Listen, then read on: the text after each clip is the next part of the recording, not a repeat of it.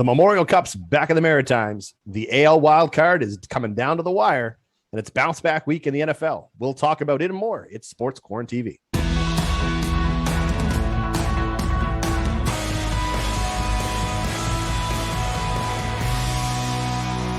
What's happening, everybody? Welcome to another episode of Sports QuaranTV. Chris Dobson, Gerry Green coming at you in your living room.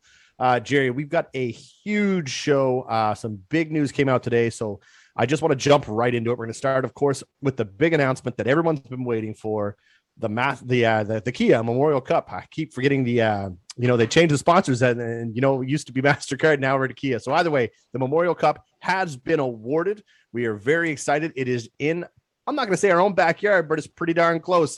The St. John Sea Dogs will be the host of the Memorial Cup.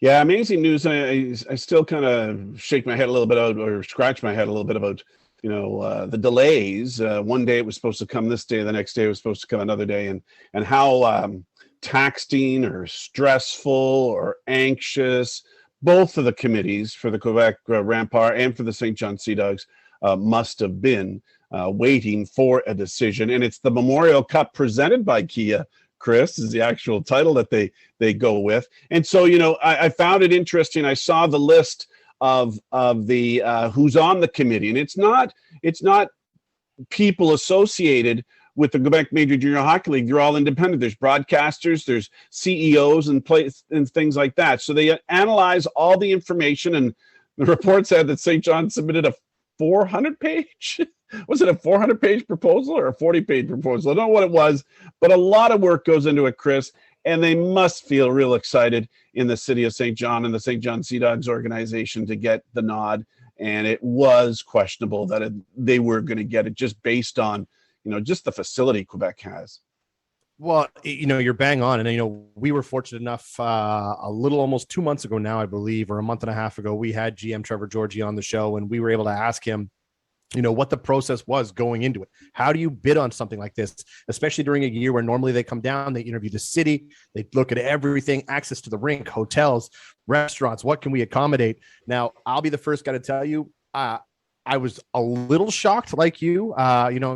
It is their first Memorial Cup in 3 years, Gerry. So this is the first one. I would have thought, from a revenue perspective, it could have been a great opportunity to go into a big building like the Quebec. If you go into where the Ramparts are playing and you look at the seat count and how many people they can fill that facility with, think of the revenue that goes in there. Now, let's play devil's advocate for a minute. What happens if a fourth, fifth, or sixth wave rolls through the country between now, right? So, at that point, everyone's feeling pretty good. But I think what they went with was guaranteed versus the fact that, hey, when it's all said and done, if we're in Quebec, we've got a Memorial Cup there to host. We can't sell out the building anyway, so they'll capacity, they'll put a max capacity. I don't know what was going through. It must have been one heck of a bid, because I've talked to Trevor a few times, and he's been very candid with me in regards to, the hard work from the Sea Dogs that went in behind this bid. His exact words to me before this announcement went live today was, Chris, if we don't win this bid, we're never going to win it. And as far as I'm concerned, good on him. They've deserved it. They've been kind of, I'm not going to use the word screwed a little bit, but they kind of got, they kind of didn't see things the right way. They had an opportunity many years back and things just kind of didn't work out in their favor. And a lot of people felt, hey, this was unfinished business. We have things to do. So good on Trevor Georgie, good on the entire organization. And for selfish reasons, good on us, because now I can get to see the Memorial Cup 90 minutes from my house. Lots of things have happened on the ice with the St. John Sea Dogs in their short life. They started in 2005, the 2005-2006 season. Just mark your timetable. It was exactly, 5 seasons later, they're playing, or 4 seasons later, they're playing in the 2010 President's Cup against the Moncton Wildcats, who do win that one. St. John goes the very next year and wins the President's Cup and goes on to win the Memorial Cup. They've won the President's Championship 3 times. And then going back, in 2012, they thought there was a great opportunity for them to host that time, and it went to Shawinigan. And I think that St. John team could have won that championship too. They had a semifinal game versus who I can't remember. And I remember Charlie Coyle was on the team, and there was some rough breaks for the Sea Dogs in that series. And Shawinigan, as the host, went on to win. So they've had a tremendous amount of success on the ice in building championship teams. And now here's a great opportunity to really show off the city, to show off their facility, of which, Chris, I think is going to need a few little adjustments on the inside when you've got a national media and a big crowds coming.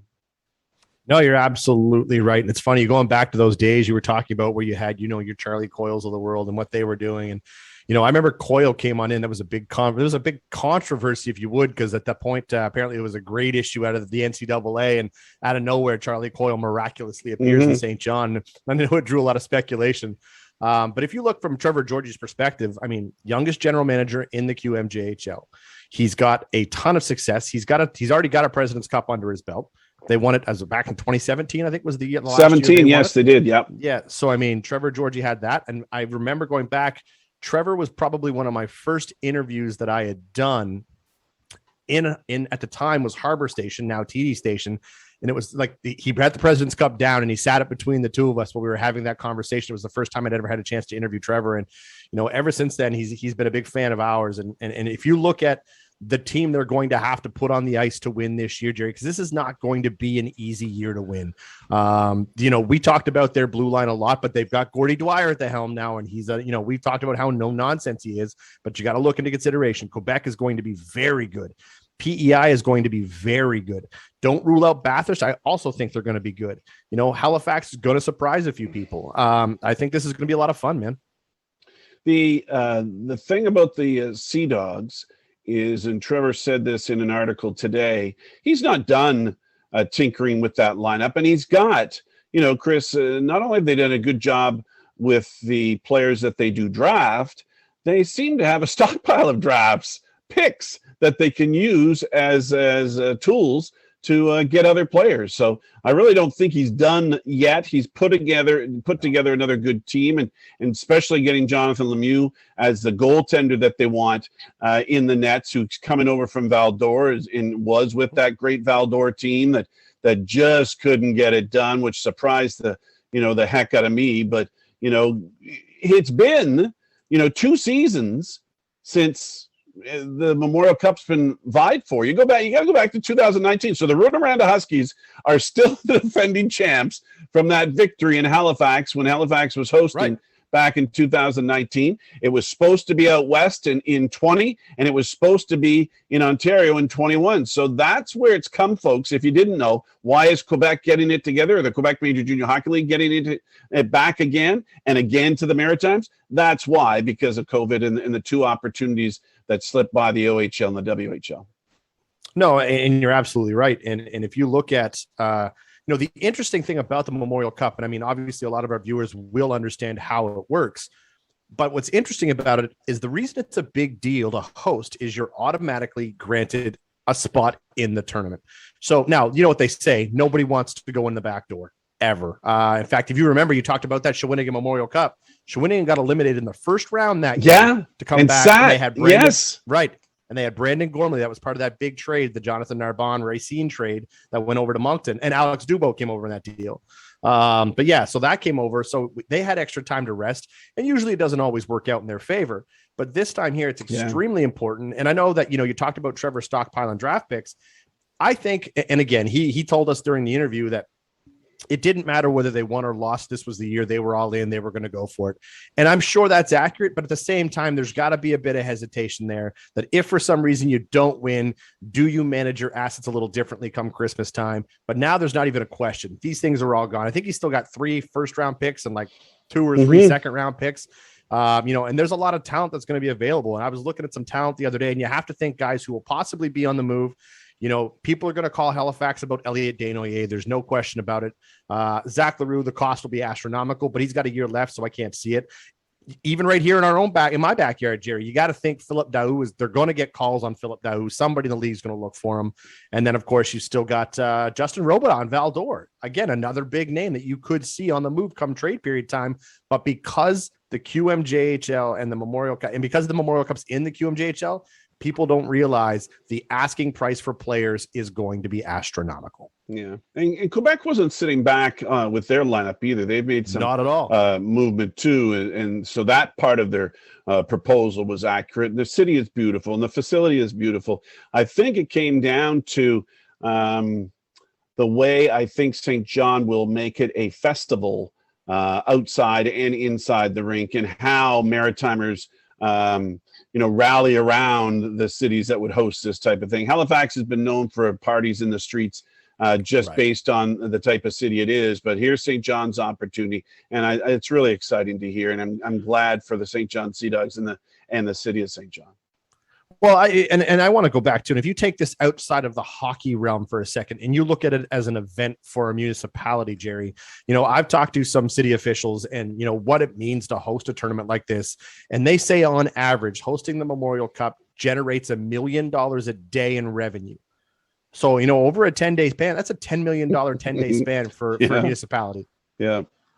Hey, no, awesome. I just hope everything, world health wise stays right. We're still talking about June 3rd of 2022, still a ways away, but who would have thought we're back wearing masks again? Here we are in September of 2021. If any of our viewers are out there and a fan of ours, my birthday is June 5th, and a Memorial Cup pass would be a great birthday gift. Gerry, let's switch gears. Let's talk about it, because the American League wildcard race is heating up. Major League Baseball, there's 10 games left in the regular season before we start to see some of this postseason action. I mean, it's starting to get crazy. Yeah, the Jays, Red Sox, and Yankees, you don't know what can happen in the last 10 days. But the interesting thing about it, and you look at schedule, and you never take any team for granted, but, the Red Sox have, they've got Baltimore in Baltimore for 3, and then they play the Nationals for 3 in Washington as part of their last 10 games. So just based on that, and the Blue Jays too. I mean, the Blue Jays have Minnesota and Baltimore, and they got the Yankees. It's the Yankees that have the tough schedule. They're going to play Tampa Bay and the Red Sox. So it's going to be tough for them. And as today, the Jays and the Yankees and the Red Sox are within a game of each other, and it's just such a toss-up. And it's very exciting for baseball. And whether or not, Chris, I was thinking the other day when they brought up the wild card format, it's just one extra game you could be possibly playing to get yourself in the playoffs. One more game. And you work so hard to get a wild card spot, and it comes down to just one game to move on to the next round. Hard to believe that after a 162 game season, you have to play a 163rd game to determine whether or not you're going to go. But you look at this roster on all three sides of things. And again, I'll say this as a Red Sox fan, I kept waiting and waiting and waiting. And it's a good thing they started the year off as hot as they did, because I honestly thought that this year was going to be a year where I would have been very content had the Sox finished at 500 ball, Gerry. And the fact that they started off so hot and kept going, I was like, all right. But then they went on that slump. And then, of course, the Jays and the Yankees. I mean, it's not that long ago where I think the Jays had a statistical 4.7 or 4.9% chance of making the playoffs. And now look at them now. I mean, this is crazy. It's so exciting. It's my favorite time of the year for baseball. Well, I think with the 10 games, Chris, realistically, you got Minnesota 4 times, Yankees 3 times, and Baltimore 3 times. You've got to win 7 of 10. You've got to go 7-3 in those 10 games if you ever want to have a chance and finish up with 92 wins. That would give them a great opportunity. If they do better than that, great. I'm on pins and needles. If they go 6-4, that's going to be a toss-up. So if the Jays make the playoffs and Vladdy gets to 50 homers, does Ohtani still win the MVP? It's just the uniqueness of Ohtani, though, Chris. I think Vladdy is more valuable to his team than Ohtani is to his, just based on his team. And I know there's other parts around Vladimir Guerrero Jr. I know there's other parts around, but he is a catalyst. And not too many people hit 50 home runs. And I saw the other day Josh Donaldson, who was the last Toronto Blue Jay to be an MVP. Him and Guerrero getting together and exchanging jerseys after the game. I've forgot about Josh Donaldson and what an impact it was. He and George Bell are the only 2 Blue Jays to ever win MVPs, and And the bringer of rain, I just forgot all about him, but he still plays a solid third base there in Minnesota and still hitting the ball out of the park. And for him to get Guerrero aside and exchange thoughts and exchange jerseys, I thought was a great deal of respect. And he sees what a valuable player he is. But again, it comes down to the niche of Ohtani, who can pitch and hit, Chris. I just don't know if Vladdy can overcome that. No, and you're absolutely right. And what Ohtani's done this year is very, I mean, again, it's Babe Ruth-like. I mean, that's what they've been comparing.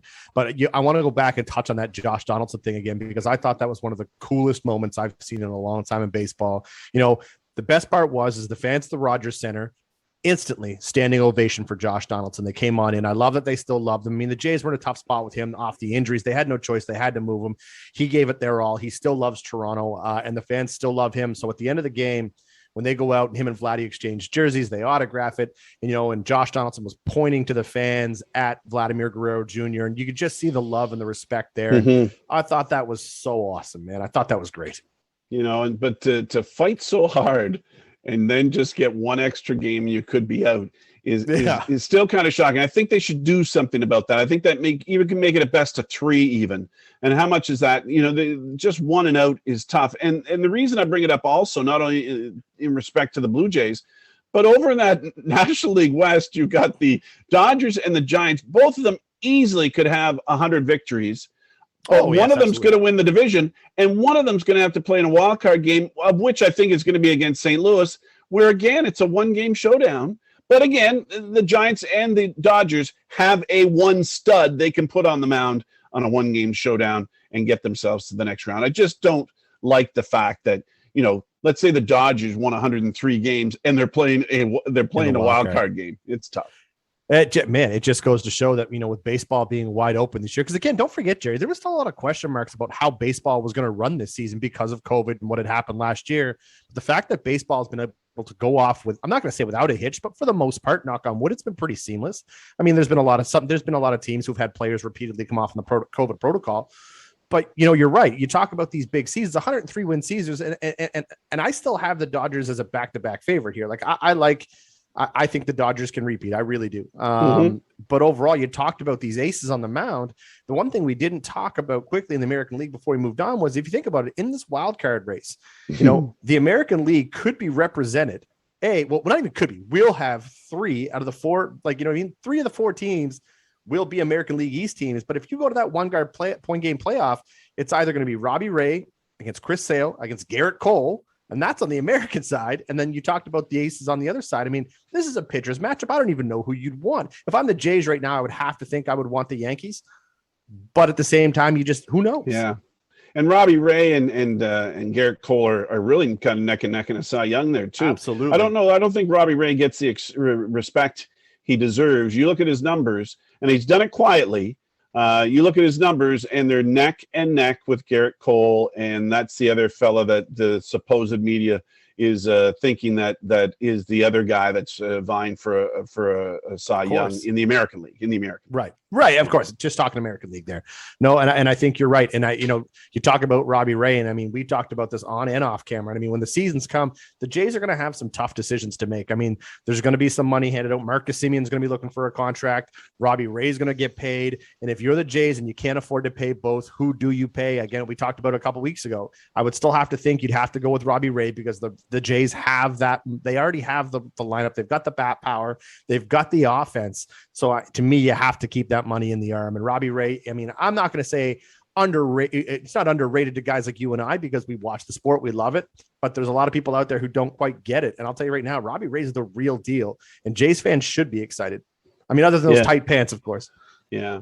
Mr. Tight Pants. The next 10 days, the next 10 games will be fun. And a matter of fact, the last series, and I always thought September was playoffs, but there is 3 games that'll be played October 1st, 2nd, and 3rd for all of those teams as the schedule spills into October. Now that we're into September, Chris, of course, it's NFL season, and I love talking about week 2 rather than week 1, because I love talking about the overreactions from week 1 and what are those teams doing in week 2. That's our subject today. Let's, in fact, you know what? We'll just get it out of the way. Let's talk about the glass window that is Carson Wentz. The Indianapolis Colts. He's got glass for ankles. Now that being said, I wish the O-line would step it up. I have to believe that you had one of the best O-lines in all of football last year. There's a reason that Andrew Luck is no longer playing football. You know, Phillip Rivers came on in. Well, Jacoby Brissett first, then Phillip Rivers came on in, and now Carson Wentz is there. And everyone's like, oh, Carson Wentz, he's going to get hurt. He's a bum, yada, yada, yada. Well, of course, as a Colts fan, I'm defending him. Like, oh, Frank Reich's back at the helm. Him and Carson Wentz, everything's going to be great. MVP Carson Wentz. 2 weeks in, I think he's been week 1, rushed 14 times, sacked twice. Week 2, rushed a ton, sacked a ton. Ankles are now both sprained on somehow. So I don't know what's going to happen there. But overall, there's a few things that I want to get your opinion on. And that is, it is only week 2 and it's not time to hit the panic button just yet. But I would have to think that the Bucs have got to be heavily favored to win back-to-back Super Bowls. Oh, no, there's no doubt there in the way they've moved the ball, the confidence that they play with. They are hard to pick through to see, is there any weaknesses there? And Gronk and Brady are back on, like, 10 years ago when they were, throwing, pitch and catch, here, I'll throw it there, you go and catch it. And he's big and strong, and Gronk is going to be a Hall of Famer and one of the best tight ends that the National Football League has ever seen. But my biggest rebound from week number week number 1 into week number 2 is twofold in a game that happened in Buffalo where Steelers went in and beat Bills, and all of a sudden, are the Bills really what we, can they contend, in their division and in that conference? Well, they go down and beat the tar out of Miami and say, well, this is what we really meant to do. And then what does happen? Las Vegas goes into Pittsburgh and kind of exposes the Steelers a little bit. And what about these Las Vegas Raiders? They had the shortest week. They had to play the Ravens on Monday night and then play an early game on Sunday in Pittsburgh against the Steelers. That's not easy. And I'm impressed so far with what the Ravens have done. And I'm not surprised, that Buffalo bounced back and beat the tar out of Miami, and how great Miami was because they beat New England. New England gets a soft touch in week number 2 when they get to play the Jets, and the Jets throw 5 interceptions, but still they win that game and move on. But one of the things, and I watch a lot of games, Chris, and I'm sure you do too, one of the themes that I've seen in lots of games is so many penalties. And I don't know if the players are lazy and these infractions are legit, or that the referees are just flag happy, and it becomes a big part of most of the games I've seen. It's this is probably the worst I've seen in a long time. And, talking about the penalty, the new taunting penalty is an absolute embarrassment to NFL football. It's got to go. I know that it's only been 2 weeks and people are freaking out about it all over Twitter and online. It's ridiculous. And you're right. Every play, it seems I see that flag in the air somewhere, somehow, some way. Yeah, and the fact that Dallas was able to bounce back and Dak Prescott was, right, to start the season. They lost to Tampa Bay. Okay, no problem. But they put points on the board and Dak looked good. Of course. And don't they then go into San Diego? But then again, I thought San Diego shot themselves in the foot. They had a couple of touchdowns called back because of penalties and a number of penalties at wrong times. And so penalties were prominent for me in the weekend. But, tip your hat to the Cowboys and Dak Prescott. The media, well, we haven't seen him throw the ball. He hasn't thrown a serious ball in preseason, and we're some worried about the Dallas Cowboys. Dallas Cowboys look all right. No, the Dallas Cowboys look, all things considering, you talk about that game, that week 1 game, against the Bucs, you're right. There was a lot of speculation, like Tom Brady, Dak Prescott, again, hasn't thrown a football, yada, yada, yada. You've heard everything, the narrative. I think Dak Prescott looked absolutely fine. And then, you talk about week 2 and everyone was still fired up. The game that I actually liked, Jerry, outside of the Cowboys. Yeah. No. I was looking to see Daniel Jones of a strong sophomore year for the Giants. I was hoping that we could see something there. That last game they played, what an absolute gong show of a football game. I think it was Washington they played, wasn't it? Yeah, but again, it was penalties, Chris, and I still think the Giants are better than they are. And I think they can be a force in that Eastern division of the NFC. And so I'm still holding out. And I thought he played well, and it was just penalties at the wrong times. And I saw that all weekend long. It was painful. No, you're absolutely right. And if you look at it from that perspective, like I was looking at some other QBs, I was looking to see. I've been trying to pay a close eye to Trevor Lawrence, see what he's been up to. Mac Jones, to me, I think before the season started, I had him pegged to win Rookie of the Year. I think, he fits New England and Bill Belichick style to a T. I think he's going to be a star there. Obviously the crazy news about Tua coming out in Miami the other game. I mean, that potentially could have been a big loss for Miami as well. I mean, it's been a tough break on quarterbacks in the NFL. Yeah, I was happy to see, and I like Baltimore and I like Lamar Jackson.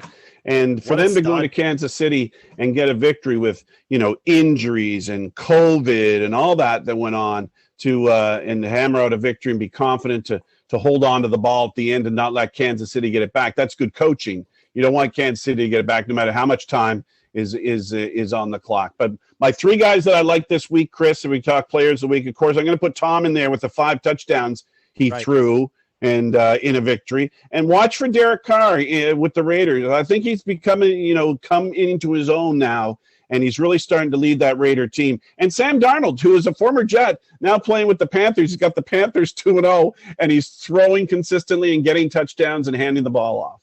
That's absolutely it. That's our recap of week 2 of the NFL. Jerry, it's time for our favorite time of the week. It is time for the wrap. Hard to believe we're already here, so let's get into it. Starting with, I want an update. New Brunswick Senior Baseball. Give it to me. Very quickly, Charlottetown Islanders are the New Brunswick Senior Baseball champions. They beat the Moncton Fisher Cats in 5 games. The Fisher Cats had their number during the regular season. The Islanders were slow getting on and playing, but they get another victory. They did it back in 2015, too. So they'll represent the province at the Nationals next summer in Cape Breton. What about Jonathan Drouin, Chris? Is he back with Montreal? Absolutely. He is great to see. Jonathan Drouin has opened up publicly to the media in the last week. 3 different media outlets. He's done some great interviews talking about the anxiety, his insomnia, what took place, realized on a road trip when he was out west on that road trip with Montreal that he hit a wall, Jerry, and, his mental health kicked in. Good on Drouin for sharing his story. I know a lot of people were speculating on what happens. But that being said, he's been back. He's been actively around his teammates the whole time. He made it very clear during the interviews. They stayed engaged with him the entire playoff run they had last year. He is very excited to be back with this organization. It's the first time I've seen him smile in a long time. He's doing the press tour. Bottom line is Jonathan Drouin is back, baby. Let's get a CFL check-in. Jerry, let's talk about it. I love the CFL. I love the Bombers. The Bombers are in first place in the West. They seem to be dominating in offense and in defense. And what I like about the CFL, they know their niche. The NFL plays on Sundays and Thursdays and Mondays. Where does the CFL put themselves? Fridays and Saturdays and sometimes some doubleheaders. Watch some CFL football, folks. You won't be disappointed. Absolutely, Jerry. Thanks for this. This is another great episode. We love it when we get a chance to see everybody, and I hope you love seeing our smiling faces. That's another one in the books, boys. We will see everybody next Thursday.